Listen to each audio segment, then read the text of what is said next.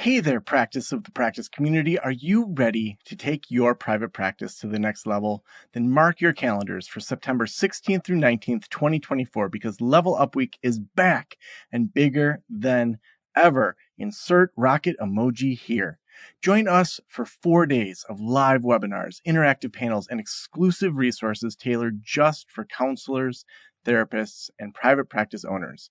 Whether you're looking to fill your caseload, hire your first clinician, or scale your group practice, we've got you covered. This is your chance to level up while others give up. Don't miss out on this game-changing event. Register now at practiceofthepractice.com/level up and get ready to transform your practice. Remember, September 16th through 19th, Level Up Week, your ticket to practice success. Register today and let's level up together. practiceofthepractice.com/level up.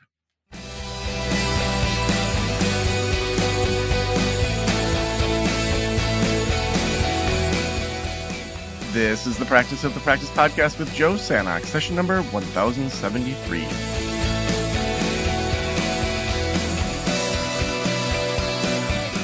I'm Joe Sanok, your host, and welcome to the Practice of the Practice podcast, where we help you, the therapist, the counselor, the psychologist, the MFT, the social worker, to build a thriving private practice you absolutely love. And we're going to be doing that in just a little bit here.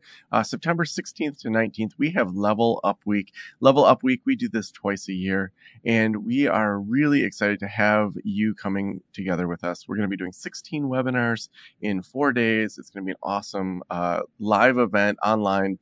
And actually, we're going to be replacing that in the spring. We aren't really releasing too many of the details, but Group Practice Boss Conference is going to be in Traverse City, Michigan in May of 2025. So more details about that to come. Check your emails, and we'll be talking about that on the show a little bit. Well, I am so excited today because we're going to be talking about a topic that I just love, and that's, distractibility. You think about all the different things that distract us. It could be Netflix, it could be TikTok, it could be maybe just even doing things in our life that aren't moving the needle forward. And that's why I'm so excited to have Nir with me. Nir Eyal is a writer. He consults and teaches about the intersection of psychology, technology, and business. Nir previously taught as a lecturer in marketing at Stanford Graduate School of Business. And he's also co-founder and sold 2 tech companies since 2003 and was dubbed by the MIT Technology Review as, quote, the prophet of habit-forming technology. And Bloomberg Business Week wrote that Nir is the habits guy. Want to understand how to get app users to come back again and again? Then Nir is your man. He's the author of 2 best-selling books, Hooked, How to Build Habit-Forming Products, and Indistractable, How to Control Your Attention and Choose Your Life. And his books have resonated with readers worldwide, selling over 1 million copies in over 30 languages. Nir, welcome to the Practice of the Practice podcast. Thanks so much, Joe. It's great to be with you. Yeah. Well, how'd you get into habits? Well, it depends how far back you want to go. I was a clinically obese child. And I remember, not just overweight, I was actually clinically obese. I remember my mom taking me to the doctor in my teen years, and the doctor saying, "Hey, look, you're not just overweight here in the orange zone. You're not. You're way over here in the red zone. You are clinically obese."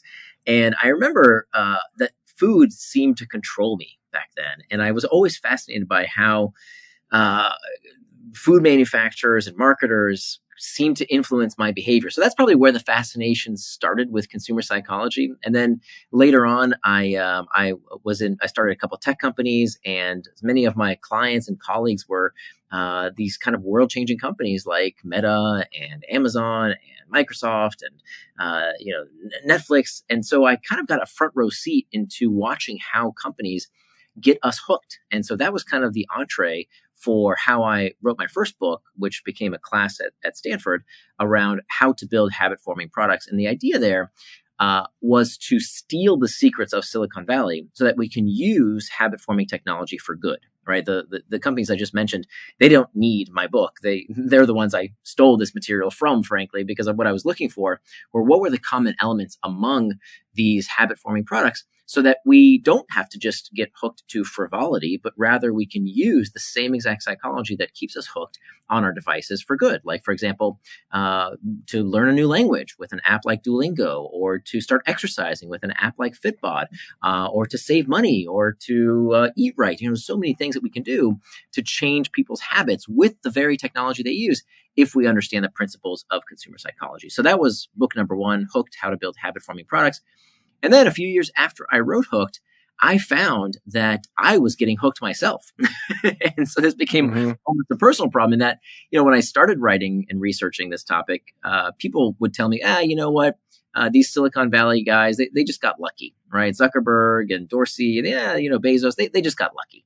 And I don't hear that anymore because now we all know that these companies understand what makes you tick and what makes you click better than you understand yourself. And so what I found after a few years after writing Hooked is that I was starting to get distracted by my devices. And my knee-jerk reaction was to blame these technologies, right? I understood how they get us hooked. I wrote the book Hooked. So I certainly understood what was going on.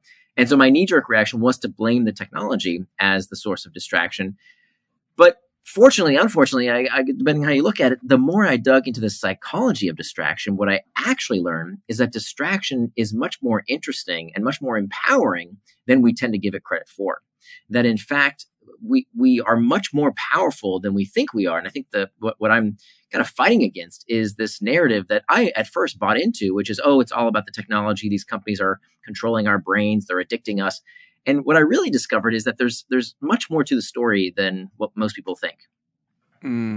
Now, when we think about kind of that rest of the story, what are some of those factors that really are guiding our distraction? Because I think it is so easy to just say, oh man, my kid's on TikTok all the time, or I'm on TikTok all the time, or whatever the thing is that's sucking you in and it's maybe not great for you, to just blame that app. What are some of those factors that get in the way of us just being focused and getting things done that we know we should be working on? Sure. So let's start 2,500 years ago with the fact that Plato, the Greek philosopher, bemoaned this problem of distraction. He called it in the Greek akrasia, the tendency to do things against our better interest. And so if people have been struggling with distraction for at least the past 2,500 years, the real source of the problem can't be our devices, right? Because Plato was talking about this 2,500 years before the internet. So there must be something deeper going on. And what is in fact this, I think, a very interesting question of why is it that we know what to do? Right. As Plato said, it's despite our best interest. We know what to do. Who doesn't know that if you want to get in shape, you have to eat right and exercise, basically, right? We know this. Who doesn't know that if you want to have a good relationship with your family, you have to be fully present with them? Who doesn't know that if you want to be successful in business, you have to do the hard work that other people don't want to do? We all know what to do. And if you don't know, we don't have this excuse of not knowing because just Google it, right? Like functionally, right. All can figure out what to do. The problem is not that we don't know what to do. The problem is that we don't know how to get out of our own way. We don't know how to stop getting distracted. So that's why I say that becoming indistractable is the skill of the century. Because even though this is a problem that humankind has struggled with since time immemorial, if you are looking for distraction, it's easier than ever to find. So I think there's a real bifurcation happening today between people who allow their time and attention to be controlled by others and those who stand up and say, no, I decide how I control my time and attention because I am indistractable. And so to answer your question, it starts by understanding what is distraction. In fact, the best way to understand what distraction is to understand what distraction is not. What is the opposite of distraction? Most people will tell you the opposite of distraction is focus, but that's not exactly right. The opposite of distraction, if you look at the origin of the word, the opposite of distraction is traction.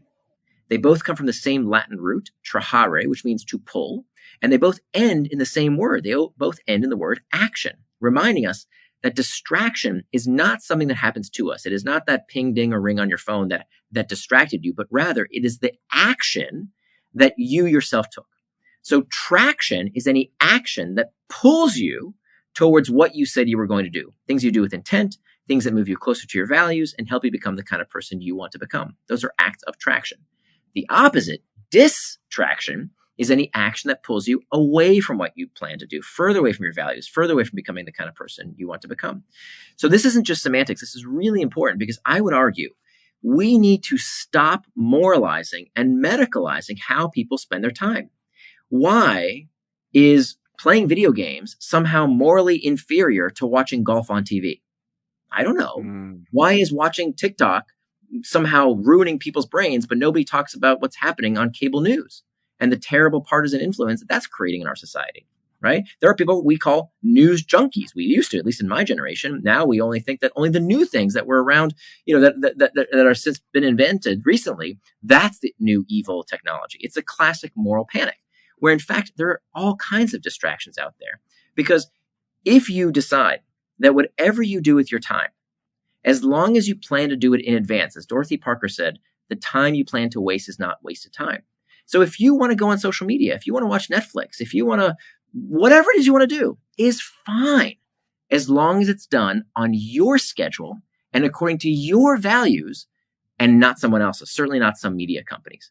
Conversely, just because something is a work-related task doesn't mean it's not a distraction. Let me give you a great example. For years before I wrote this book, I would sit down at my desk and I'd say, okay, I'm going to get to work now. Nothing's going to get in my way. I'm not going to get distracted. I'm going to work on that big project. Here I go. I'm going to get started right now. But first, let me check a few emails, right? How many times has that happened to us? And we justify it thinking, well, I got to check emails sometime today. I'm being productive. It's okay if that big important project can wait a few minutes because, email is part of my job, right? Well, if it's not what you plan to do in advance, it is just as much of a distraction as, watching YouTube or doing whatever else might distract you, because it's not what you said you were going to do. So just because it's a work-related task doesn't mean it's not a distraction. So now we've got traction and we've got distraction. Now, what prompts us to take these actions? Here we have our triggers. We have two kinds of triggers. We have external triggers and we have internal triggers. External triggers are the usual suspects: the pings, the dings, the rings, anything in our outside environment that can lead us off track. Now, this can also be our boss, our kids, our colleagues, anything in our outside environment that leads us towards traction or distraction. Now, studies find that external triggers are only 10% of our distractions. 10%. So 10% of the time you check your phone is because of a ping, ding, or ring. So what's the other 90%? It turns out that 90% of the time that we check our devices, it's not because of an external trigger, it's because of an internal trigger. What is an internal trigger? This will be very familiar to your audience. An internal trigger is an uncomfortable emotional state. And so it's the boredom, it's the loneliness, it's the fatigue, it's the uncertainty, it's the anxiety. That is the source of 90% of our distractions. So the big takeaway here when it comes to distraction is that distraction is not a moral failing. It's not a character flaw.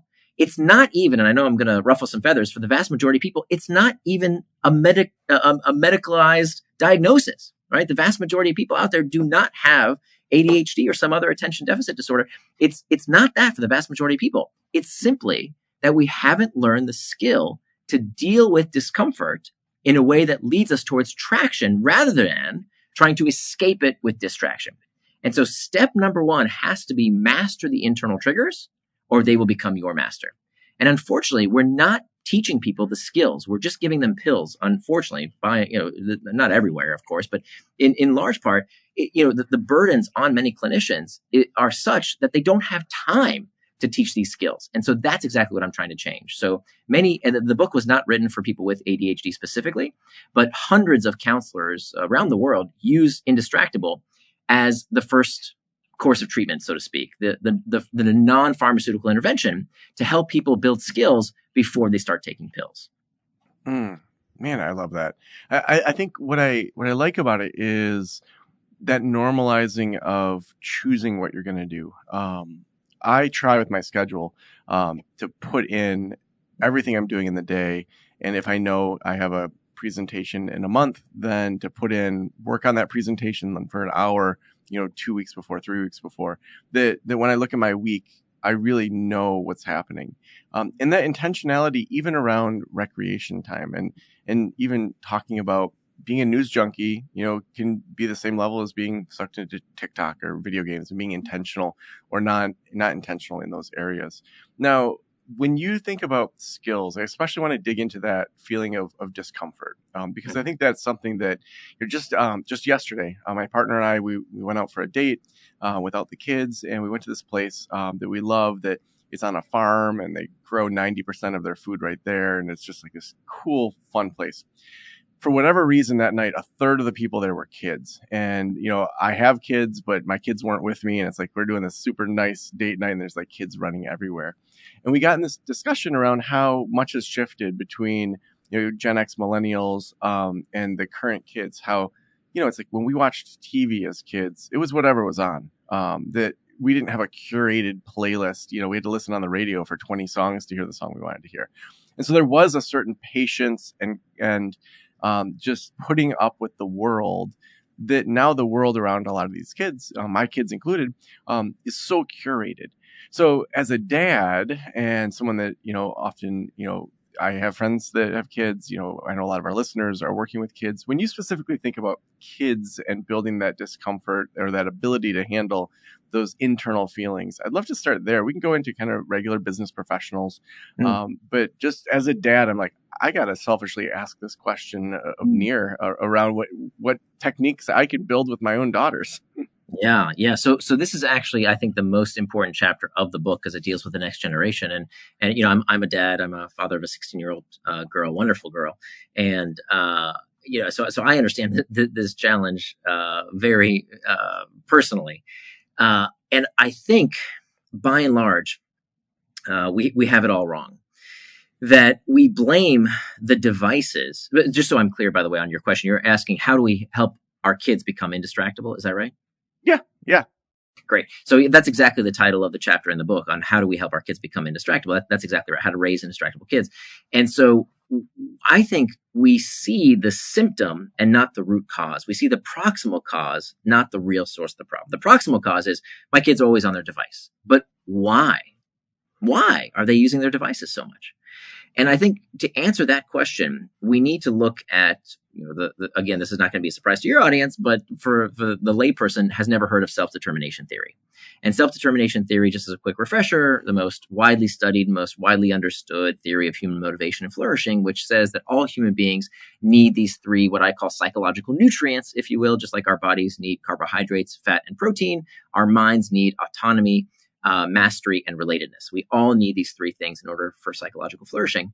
And when we look at our children, this generation is starved of these three psychological nutrients. And so what happens if you are not getting what you need nutritionally for your body, for your mind in one place, you look for it somewhere else. And so this is called the needs displacement hypothesis. This is exactly what's happening. So when you look at competency, for example, one thing that happened around 2008, two things happened in 2008. One is the Apple iPhone came out. Another thing was that we had this No Child Left Behind Act in the United States, which dictated that in many areas that the federal funding would be tied to standardized testing for children.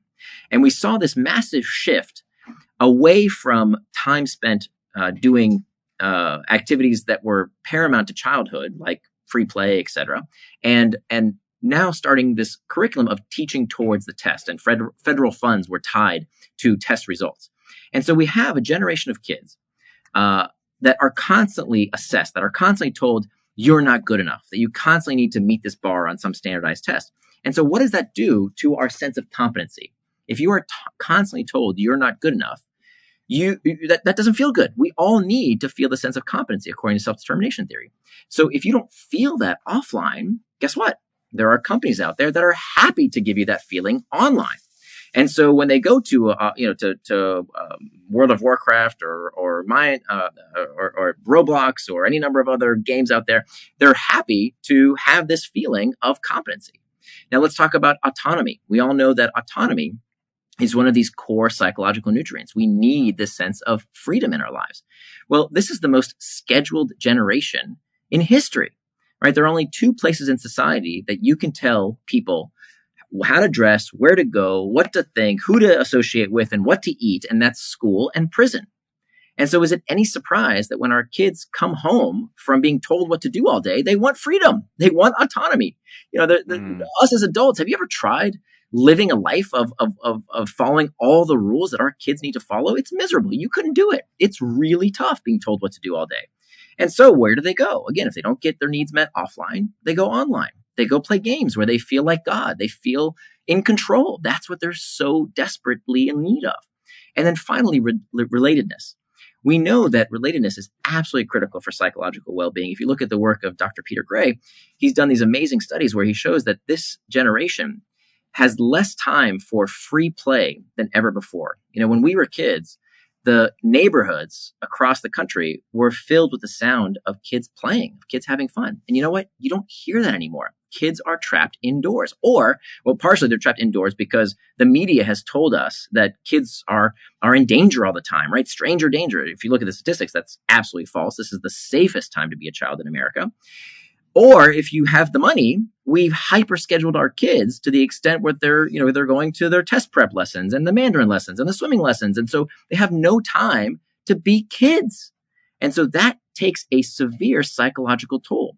So we need to bring back that time for free play. And unfortunately, we just don't have enough of it these days. And so again, where do kids go? When a kid plays Fortnite isn't a video game. Anybody who's actually played Fortnite, you'll figure out it's not a video game. It's a place to hang out with your friends. That's what they're doing with these games. And so we have to understand the root cause of the problem. The root cause of the problem is not just the device. That's the proximal cause. The root cause of the problem is that kids don't get enough of these psychological nutrients as stated by self-determination theory. So that tackles the internal trigger part. Now, there's other things, of course, as well that we can do for our kids. So just to get down in the weeds in terms of, practical application, step number one, kids and adults, is to master internal triggers, which we talked about. Step number two is to make time for traction. So scheduling the time for distraction. This takes parents by surprise. This is kind of overturned some apple carts. One of the best things we can do for our kids is to schedule that time for what we would previously call a distraction. Remember, if you plan for it, if you do it with intent, you turn it into traction rather than distraction. So this has two big benefits. Number one, you can involve the child. You can give the child autonomy. And we did this with my daughter when she was only 6 years old. You can have a conversation around, hey, how much time do you want for this device, for this video game, for whatever it is that was a previous distraction, and involve them, give them autonomy, give them some control to decide how much is good for them. You'd be surprised. They don't want to spend all day on these devices. It seems like they will because why? Because then this has to do with the second point. They're constantly thinking about it. When can I play? When can I play? When can I play? And so for adults and for kids, by scheduling the time for social media or video games or whatever it is you want to do, now your brain doesn't have to constantly ask itself, when can I play? When can I do it? When can I do it? You know when you'll do it. It's in your calendar. So that's step number two, make time for traction. Step number three, hacking back external triggers. This advice is good for adults and for kids. Anything that interrupts sleep does not have a place in the bedroom. Okay. That includes our devices. That includes televisions. How many of us sleep with a television set in the bedroom? Big mistake. Anything that lights up, that makes noise, that associates entertainment and excitement in the bedroom should not be there, right? So phones, radios, televisions, computers, all that stuff needs to be put outside the bedroom for children. And I think personally for adults as well. So that's removing the external triggers. I'm giving, by the way, a very, very short synopsis. There's a lot more than just these techniques I'm giving you. And then finally, the fourth step, preventing distraction with pacts. And the good news here is that there are myriad tools that any of us can use. Most of them are absolutely free. Technologies, many of them built into our phones already, that help us block out distracting technology. So one app that my daughter uses, I use as well, is called Forest. And Forest is this beautiful little app. It's very simple. You open up the app, you dial in how much time you want to do focused work for. And when you hit one button, a cute little virtual tree is planted on your screen. Now, if you pick up your phone and do anything with it during that time when you said you were going to do focused work, that cute little virtual tree gets chopped down. So it's just enough of a reminder. It's a pact. You made a promise to yourself. No, that's not what I want to do right now. And so as the last line of defense, it's a firewall against distraction. So the point here is if you do one thing in each of these four areas, this begins the path to becoming indistractable. And I'll say one more thing that applies to parents. It applies to managers, right? How many people are working in practices where they are a manager and maybe they're struggling with distraction. Maybe their employees are distracted and not focusing on what's important. The most important thing, I should have said this earlier, the most important thing is to set a good example. If you want to raise indistractable kids, you have to be an indistractable parent. I can't tell you how many parents I've talked to over the past decade dealing with this question, who are telling me, my kid's always on TikTok, they're always on Fortnite, and they won't get off their devices. And meanwhile, as they're telling me this, they're checking email on their phone. Our kids, I don't know if you know this with your kids, that all children are born with these invisible antennae. This is called the hypocrisy detection device. I'm kidding here, of course, but you know what I'm talking about. They have these little invisible antennae where they're always scanning to see when you screw up. And so we cannot be hypocrites. We have to raise indistractable kids. Now, that doesn't mean we have to be perfect. In fact, I advise parents to be a little vulnerable, to tell parents or to tell their children, look, I'm struggling with this as well. We don't want to scare them. I think a lot of parents say, oh, the devices are bad for you. They're melting your brain. They're not going to buy that. And frankly, we don't want to scare them because the jobs of the future require them to be comfortable with technology. So we want to show them, hey, look, I'm struggling with this as well. Let's do this together. We can all become indistractable.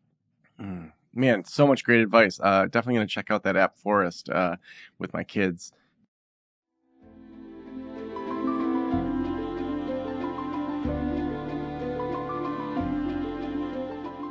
It's never too early to start thinking about tax season. That's why I've partnered with my friends over at Herd. Herd serves as the financial back office built specifically for therapists in private practice.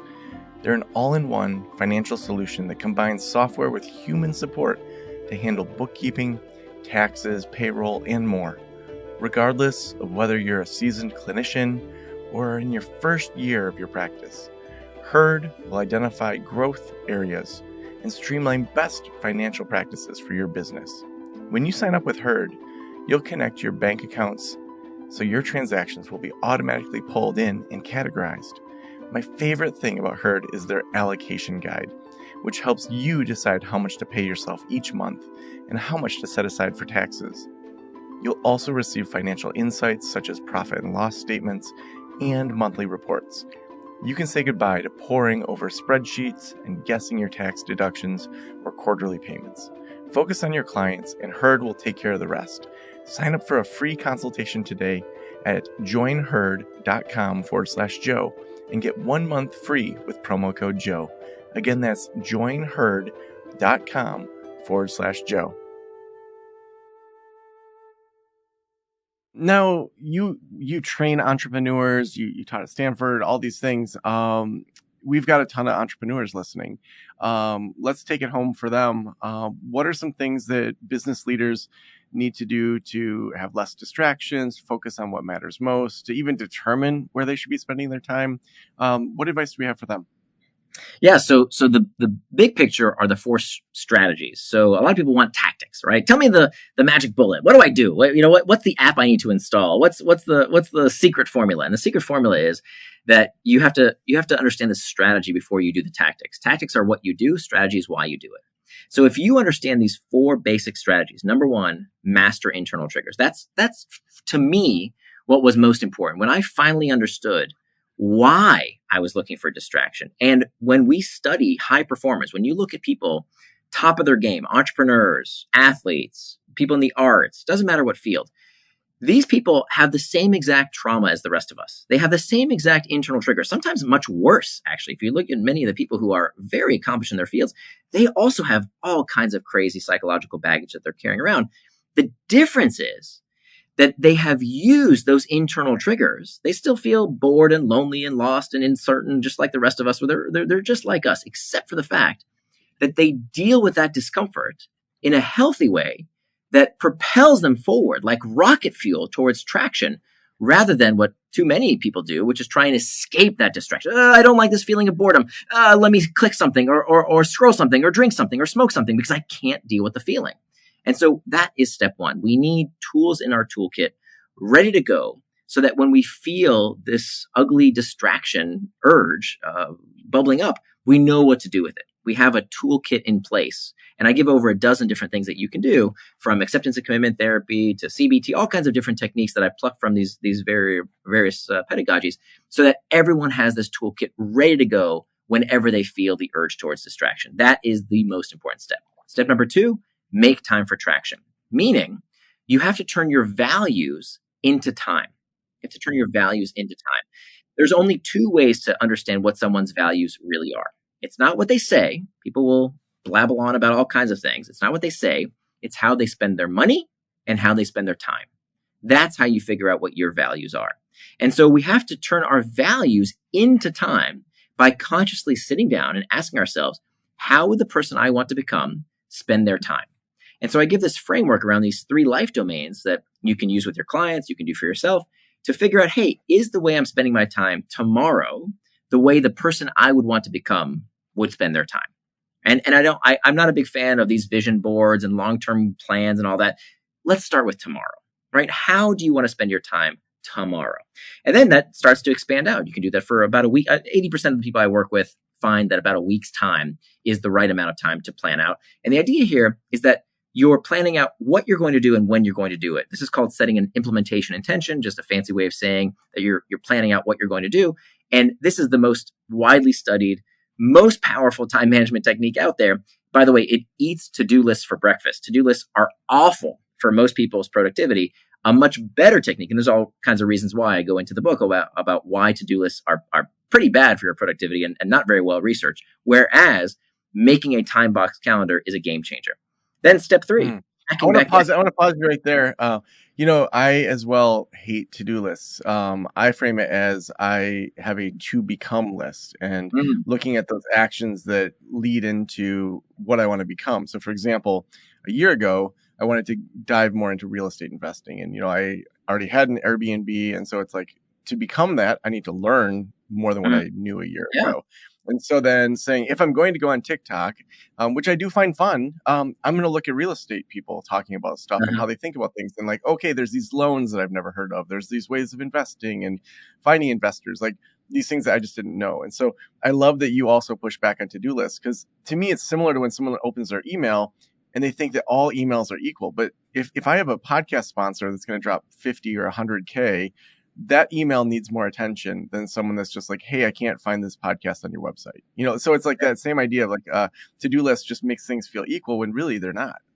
That's so true. That is one of the biggest problems with to-do lists, is that they have no constraints. You can always add more to your to-do list. Now, I'm not rallying against getting things out of your brain and putting them on a piece of paper in an app. That's a wonderful idea. What I'm advising against is if you run your life based on this list of things to do, if that's how you wake up in the morning, you look at your list of to-dos, you've already lost. Why? Because when people look at that to-do list, this infinite list of things that they want to have done, they don't really feel like doing, but they want to have done. Do they do the important stuff? No. Do they do the stuff that's going to move their life and career forward? No. They do the easy stuff. They do the urgent stuff. And so they constantly get distracted from what really matters.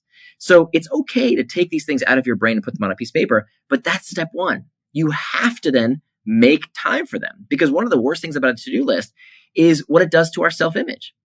I would get home from work and I would look at this to-do list of all these things I still hadn't done after I'd been working my butt off all day long, and all these things I still hadn't accomplished at the end of the day. And so what does that do to your self-image if day after day, week after week, month after month, year after year, you still didn't do what you said you were going to do every day? Loser. And so I thought I was broken. I thought there was something wrong with me. There was nothing wrong with me. It's this stupid time management technique we keep using that's wrong.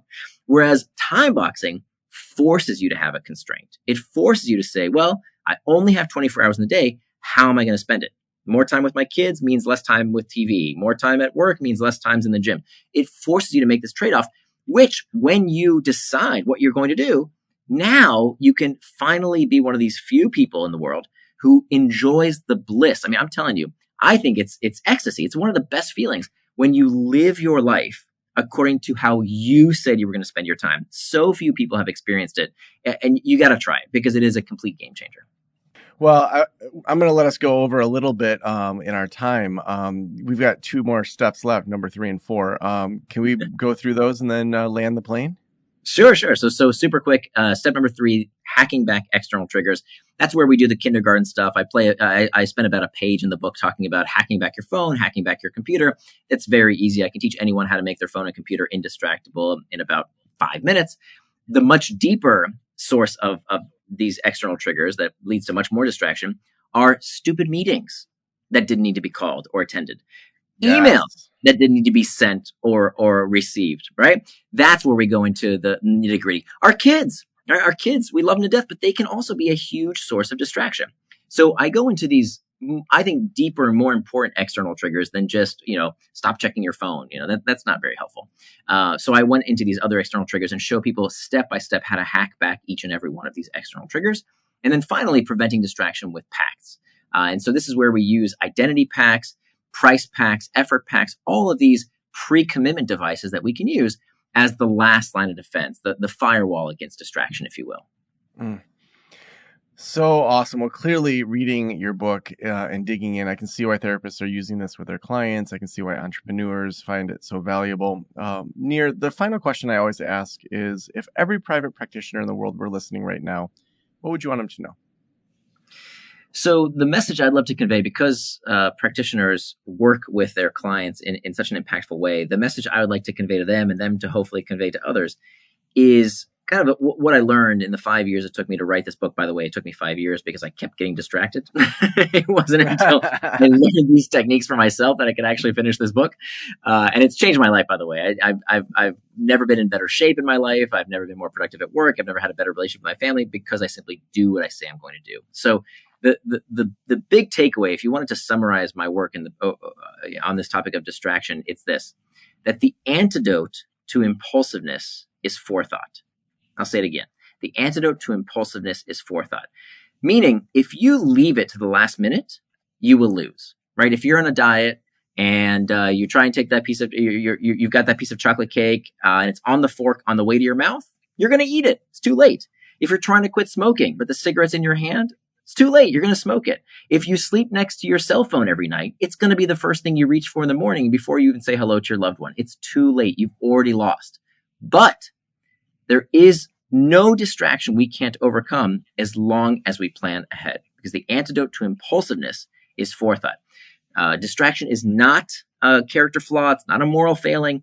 It's simply an impulse control issue. But once we learn how to control those impulses and we take steps today, there is no distraction we can't overcome tomorrow. So awesome. Well, if people want to connect with you, if they want to get your book, all of that, where should we send them? Absolutely. Yeah. So my website is Nir and Far, but Nir is spelled like my first name. So that's NIR and Far.com. And the book is titled Indistractable: How to Control Your Attention and Choose Your Life. Nir, this has been awesome. Thank you so much for being on the Practice of the Practice podcast. My pleasure, Joe. Thanks for having me.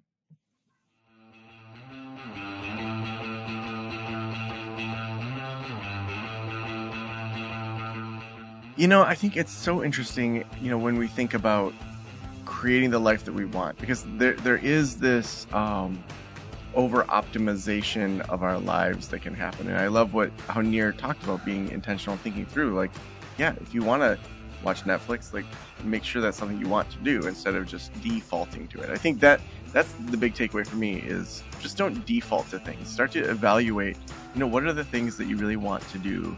I remember one of the first classes that I taught, a required reading for the class was First Things First. And it's a book that kind of says, figure out those big things first in your schedule. Even look for ways to overlap. So, for example, if you want to exercise and you want to spend time with your family, try to find ways to do both those things, like go for a walk as a family, a certain number of times a week. And just that idea of being intentional. Similar to the book, The One Thing. I love that. It's just what's the one thing that if you keep doing that and you achieve it in your business, it's going to make everything else easier or not needed, non-existent. And so sitting back and allowing myself, one of my takeaways too is allowing myself to evaluate those internal triggers. So when I reach for my phone, when I am eating lunch, how do I want that lunch to be? Do I want that lunch to just be quiet and meditative? Do I want to catch up on the news? Is that something that fills me up? If so, why? So really being just more and more intentional with my time. Talking about being intentional with your time, you shouldn't be doing your own accounting at all. If you DIY that, you're going to screw something up. I did that for years, and when I finally met with an accountant, they're like, if we had switched you over to an S Corp and did all these things, we'd have saved you. I think the first year was $15,000 that it saved me by me just doing it on my own, that I had been losing every year. It's like relying on a self-help book instead of getting therapy. There's a reason accountants go through tons of schooling and exams like people at Herd do. And Herd is my go-to referral for therapists that need bookkeeping, tax prep, payroll, and all that financial back-end stuff. Make sure you reach out to them. We're getting closer to the end of the year. So now is the time to make sure that you have a good accountant that can look at all the year-end tax planning.